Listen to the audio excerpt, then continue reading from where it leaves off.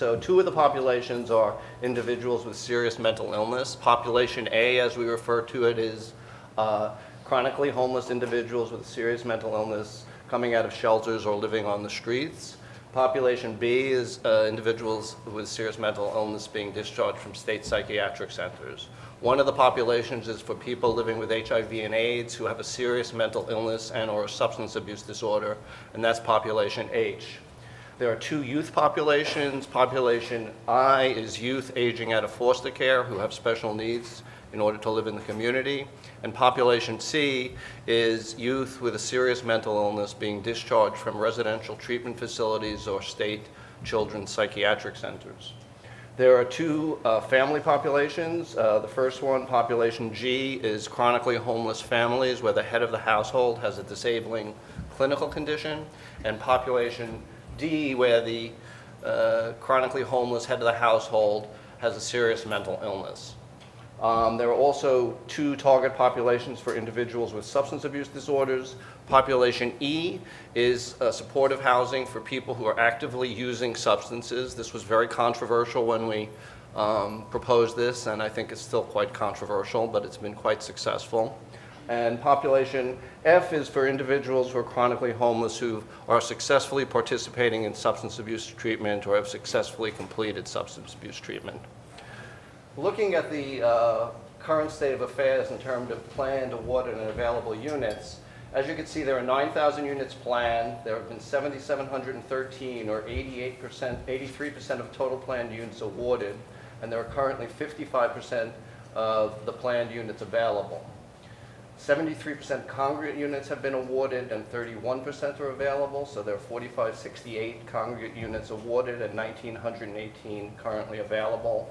And as indicated earlier, all the scatter site units that have been planned have been awarded and are currently available. So if we look at trends in available units, and I know, Nicole, you wanted me to look at some trends, right?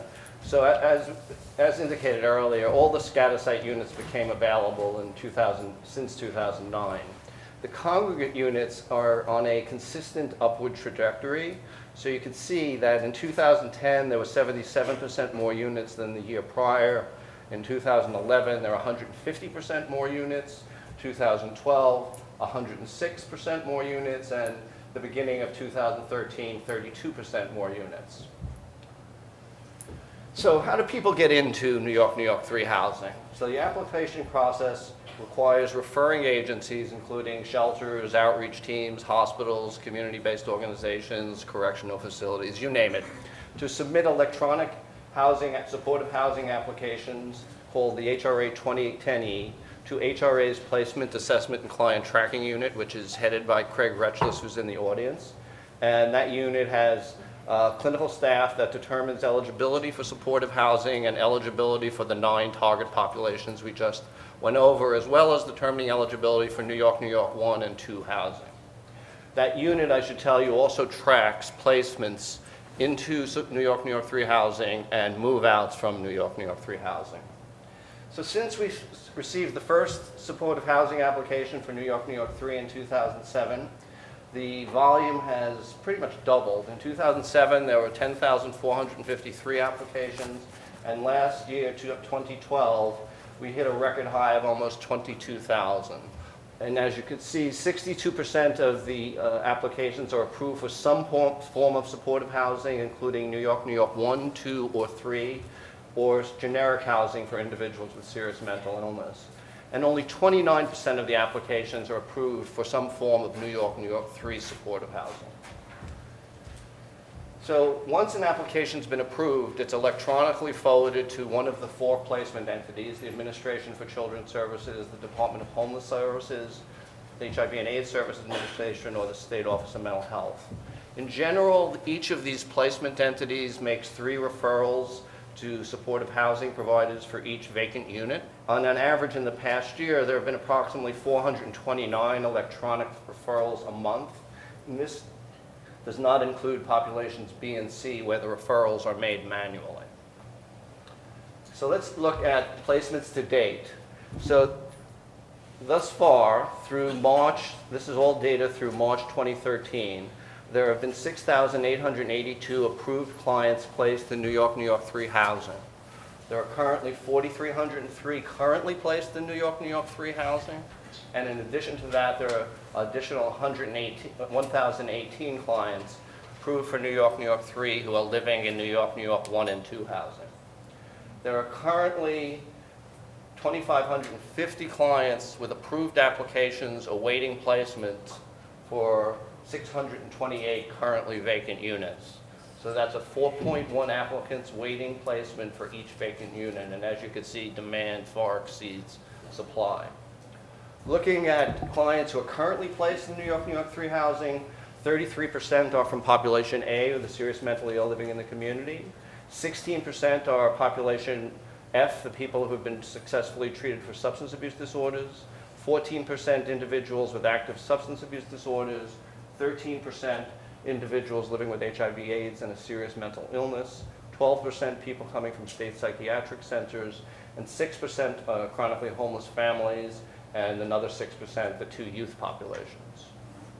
Looking at the demographics, as you can see, the overall total, 72% of the individuals placed are males.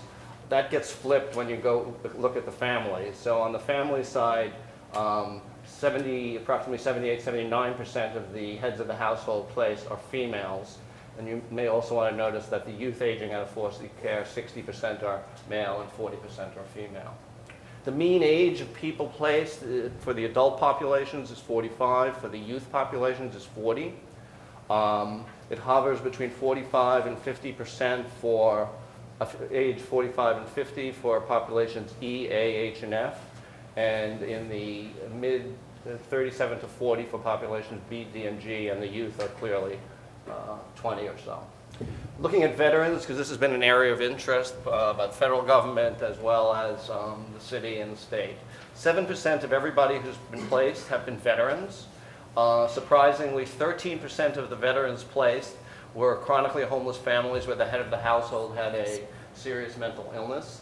Part of the reason for that high percentage for that group is there were dedicated veterans beds procured through New York 3 contracting agencies. For most of the populations, it hovers between 7 and 9% for populations A, E, H, and F. And for the other 4 populations, it's below 5%. So looking at current occupancy rate, for all populations, it's currently at 87% at the end of March.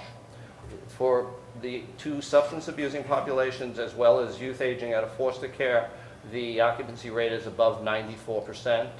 For the population A, H, G, and C, it's in the mid to high 80s. And for population D, 69%, and population B, 67%. So population D is a bit of an anomaly because the low occupancy is due to 15 vacant units that recently came on board that probably will be filled in the near future, and that will bring that occupancy rate close to 80%. Population B, the occupancy rate, has been a chronic problem, and we've been working with the State Office of Mental Health and our other partners to figure out what sort of tweaks we need to put in place to improve both occupancy and retention for people coming out of state psychiatric centers.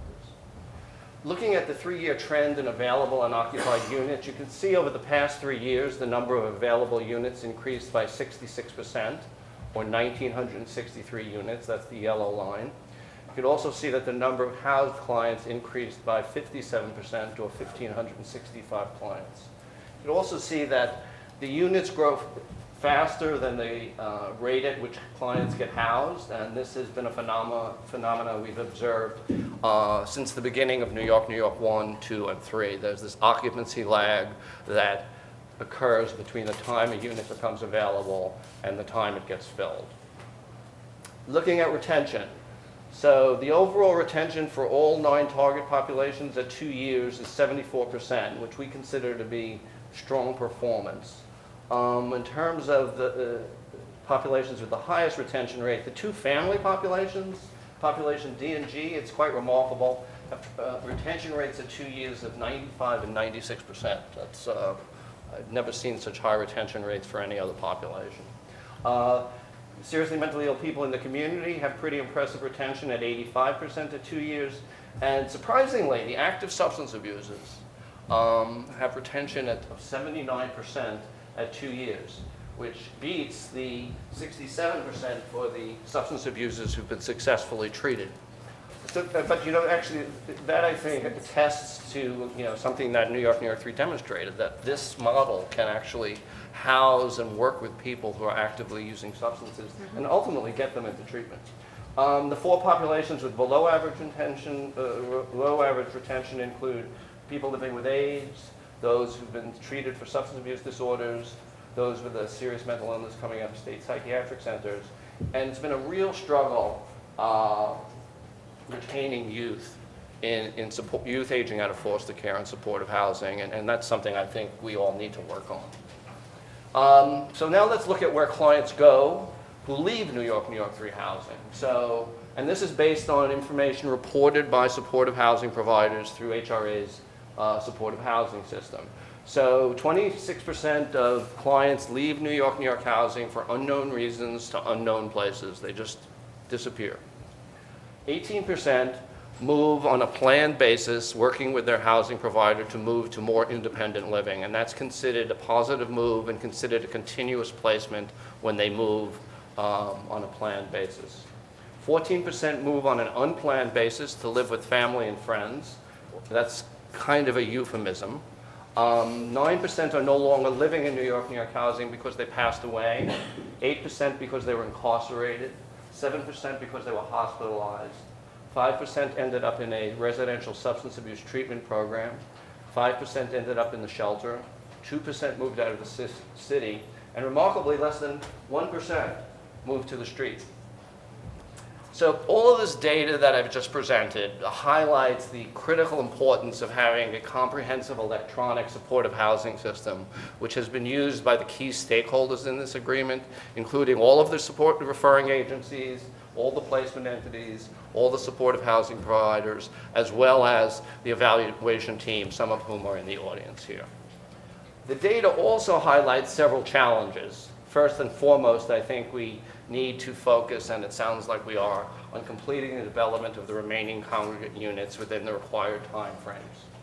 We also need to explore ways to more expeditiously increase occupancy when units first become available and when units become vacant.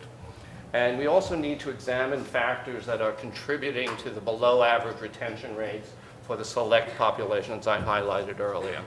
And in conclusion, this is a comment I made earlier. I just want to emphasize it's truly remarkable that this agreement has survived, endured through the incredible financial struggles being faced by all levels of government. And I once again think it's a testament to all of the city and state agencies as well as the supportive housing community at large. And I want to thank you all for all of your efforts. Great.